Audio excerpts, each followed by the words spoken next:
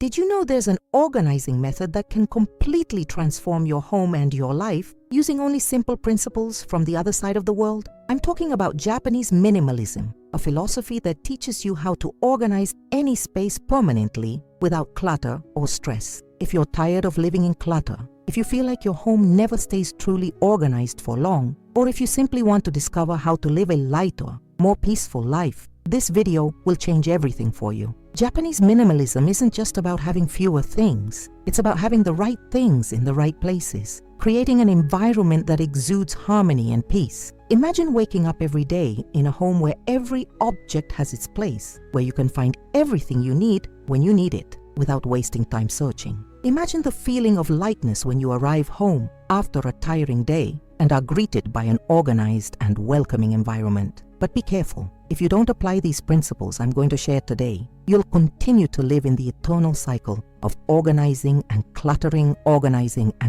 again. You'll continue to waste time looking for things, feeling the emotional weight that clutter brings, and missing out on the opportunity for a more peaceful life. By the end of this video, you'll have 10 powerful strategies that will revolutionize not only your home, but also your way of life. Tip 1. Less is more. The first rule of Japanese minimalism is to understand that less really is more. This means you don't need 50 objects to do the work of 5. Start by looking at each room in your home and asking, how many things here do I actually use in my daily life? You'll be surprised by the answer. For example, in the kitchen, how many pots and pans do you actually use? Probably 3 or 4 at most. So why have 15? How many glasses do you really need? If you live alone or with one other person, 8 glasses are more than enough. Too many are impractical and create visual and mental clutter. The secret is to identify essential items and get rid of the rest. I'm not saying you should throw everything out at once. Do this gradually,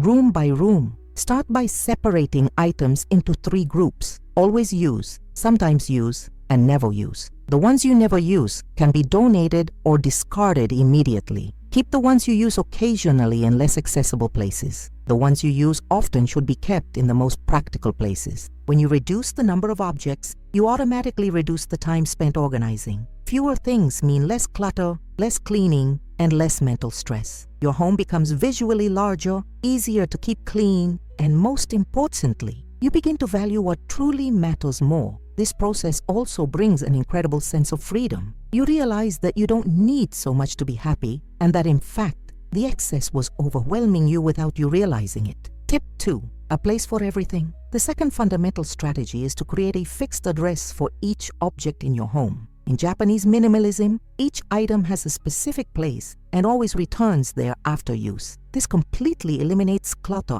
and wasted time searching for things. Let's think together. How many times have you wasted time looking for your keys, your cell phone charger, or that important document? This happens because these objects don't have a fixed place. They wander around the house, sometimes appearing on the kitchen table, sometimes on the couch, sometimes lost under a pile of papers. The solution is simple. Define where everything will go and be disciplined to always put it in the right place. Always keep your keys on the same hook near the door. Always keep your charger in the same drawer. Always keep your documents in the same organizer folder. It sounds basic, but it's revolutionary in practice. To implement this, map out your home. Walk through every room and determine the ideal location for each category of objects. Think logically. Items you use in the kitchen go in the kitchen, bathroom items go in the bathroom, but go beyond the obvious. Put the things you use most frequently in the most accessible places. The trick is to create the habit. In the early days, you might forget and leave things out of place. That's okay. The important thing is to always put things in the right place when you notice them. Over time, it becomes automatic. Your family needs to know and follow this system too. Everyone needs to know where everything goes. Tip 3. Always clear surfaces. The third golden rule is to keep all surfaces in your home free of unnecessary objects. This includes tables, countertops, dressers, sideboards, and even the floor. Clear surfaces create an immediate sense of organization and visually expand the space. Look around your home right now. How many objects are strewn about unnecessarily on top of the furniture? That pile of mail on the dining table, the beauty products scattered on the bathroom counter, the clothes thrown on the bedroom chair. Each of these items contributes to the feeling of visual chaos. Japanese minimalism teaches that surfaces should always be ready for use. The dining table should be clear for meals. The kitchen counter should be clear for food preparation. The bedside table should have only the essentials, perhaps a lamp and a glass of water. To achieve this, you need to create efficient storage systems. Every item currently sitting on a surface needs a new home within drawers, cabinets, or organizers. Invest in storage solutions that are both attractive and functional. A practical tip is to clean your surfaces every day, preferably at night. Take just 10 minutes to collect everything that's out of place and put it back where it belongs. The next day, you'll wake up to a visually organized home, which will positively impact your mood and energy. If you're enjoying these tips and want to see more content like this, subscribe to the channel and turn on the notification bell so you don't miss any videos. And let me know in the comments, where are you watching from? I love hearing where you're at. Now let's continue with more amazing strategies. Tip 4. Organize by category. The fourth strategy is to organize your belongings by category, not by room. This means gathering all similar items in one place, regardless of where you use them. This approach completely revolutionizes the way you think about organization. For example, instead of having cleaning products scattered throughout the house, some in the kitchen, some in the laundry room, some in the bathroom, gather them all in one central location. Do the same with medications, office supplies, tools, and so on. When everything in the same category is together, you have complete control over what you have. This method has incredible benefits. First, you'll never buy something you already have at home again because you know exactly what you have and where it is. Second, when you need something, you go straight to the right place without wasting time. Third, it's much easier to control inventory and know when something is running low. Start by choosing a specific category. Let's say it's office supplies. Search the entire house. Pens, pencils, staplers, paper clips, post-its. It could be in the kitchen drawer, the bedroom, or the living room.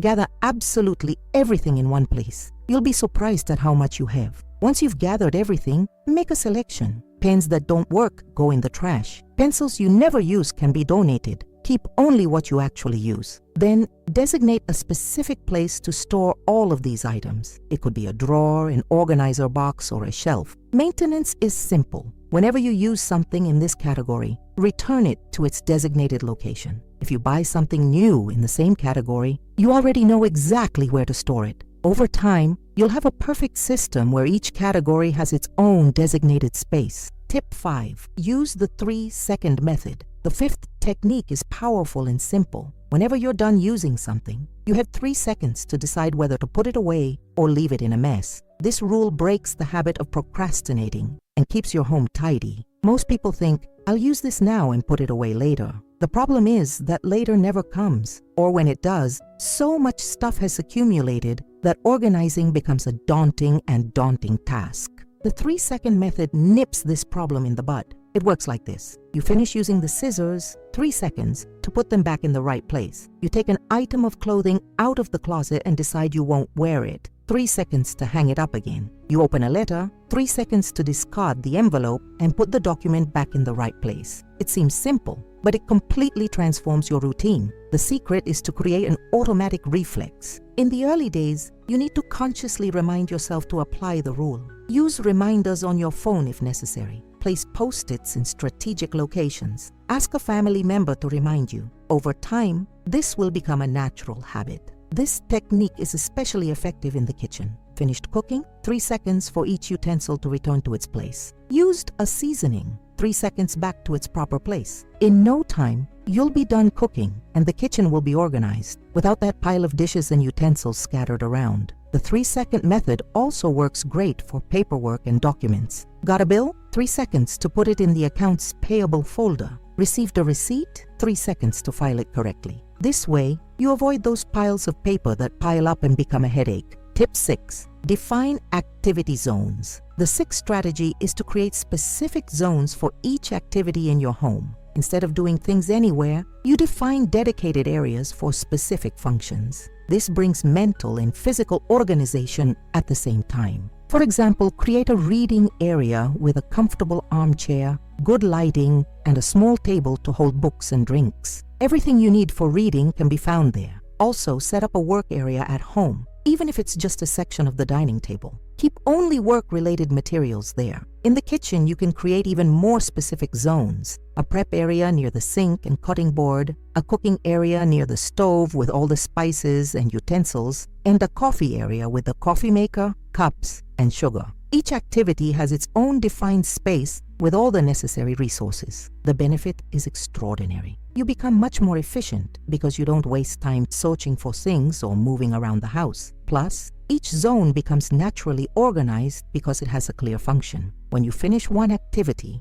the zone is ready for the next use. To implement this strategy, observe your daily activities and think about how to optimize each one. If you enjoy exercising at home, create a fitness zone with a mat, dumbbells, and a towel always available. If you do crafts, create a creative zone with all your materials organized and accessible. Maintaining zones is crucial. Establish a rule. When you're done using a zone, leave it ready for the next use. This means putting away materials, cleaning if necessary, and reorganizing for next time. This way, each zone maintains its functionality and organization. Tip 7. Practice gratitude for objects. The seventh technique may seem different, but it's fundamental to Japanese minimalism. Develop gratitude for the objects you own. This completely changes your relationship with things and naturally leads to a more organized and harmonious home. When you feel gratitude for something, you automatically take better care of it. If you're grateful for a beautiful desk, you'll keep it clean and organized. If you value your books, you'll arrange them lovingly on the shelf. If you appreciate your clothes, you'll fold and store them properly. This gratitude also helps you identify what truly matters. When you hold an object in your hands and feel nothing special about it,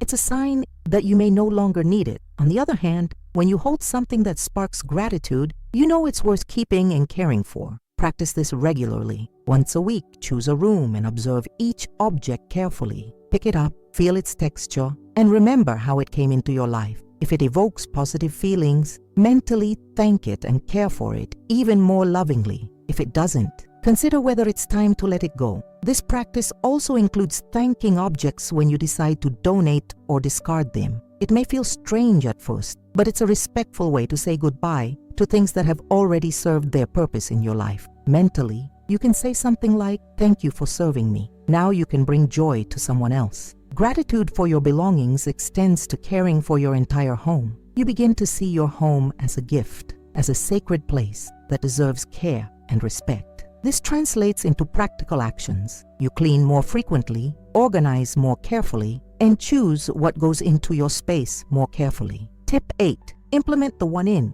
one out rule. The eighth strategy is crucial for maintaining your organization in the long run. For every new item that comes into your home, a similar one should go out. This rule prevents unnecessary accumulation and keeps your home always at its ideal point of organization. It works like this. Did you buy a new shirt? Donate one you no longer wear. Did you receive a book? Pass on one you've already read. Did you bring a new plant? Find a new home for one that isn't thriving. This constant balance prevents your home from becoming a dumping ground for things again. The principle behind this rule is simple. You've already done the hard work of organizing and reducing your belongings. Now you need to maintain that state. If you keep adding things without removing anything, you'll soon be back to the initial chaos. Before buying anything, always ask yourself, what will I remove to make room for this? If you can't identify anything to remove, it's a sign that you may not actually need the new item. This reflection also helps you make more informed purchases and avoid unnecessary expenses. The rule also applies to gifts you receive. Of course, you can't refuse a gift, but you can consciously decide what to do to maintain balance. If you received something you'll actually use, find something similar to donate. If you received something you won't use, you can thank them and then donate it to someone who will actually use it. To make this rule easier to implement, always keep a donation box at home. Whenever you identify something that needs to be discarded,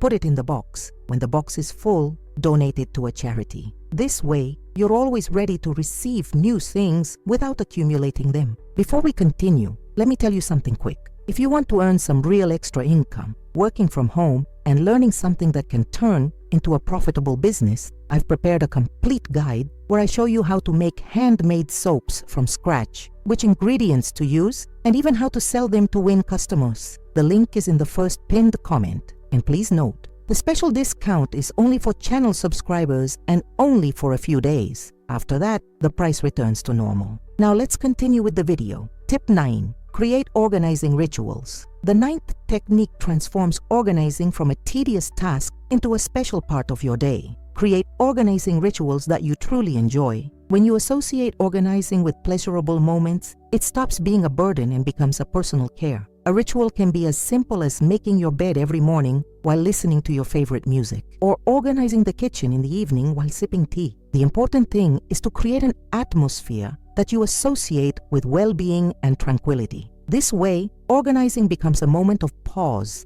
and contemplation in your busy day. You can create different rituals for different times. A 5-minute morning ritual where you quickly tidy up the house before heading out. A midday ritual where you organize your desk before lunch. An evening ritual where you prepare the house for the next day, putting everything away and leaving surfaces free. The key is to make these moments special. Light a scented candle while you organize. Put on some music that puts you in a good mood. Use this time to breathe deeply and be present in the moment. Turn organizing into a form of active meditation. Rituals can also involve the whole family. How about a weekend ritual where everyone participates in organizing the house? Each person is responsible for a specific area, and you put on some upbeat music and turn it into a moment of family bonding. Children can learn from an early age that housework is a pleasure, not a punishment. Experiment with different schedules and formats until you find the rituals that work for you. Some people prefer to organize in the morning to start the day energized. Others prefer the evening to relax. There's no right or wrong. There's only what works for your routine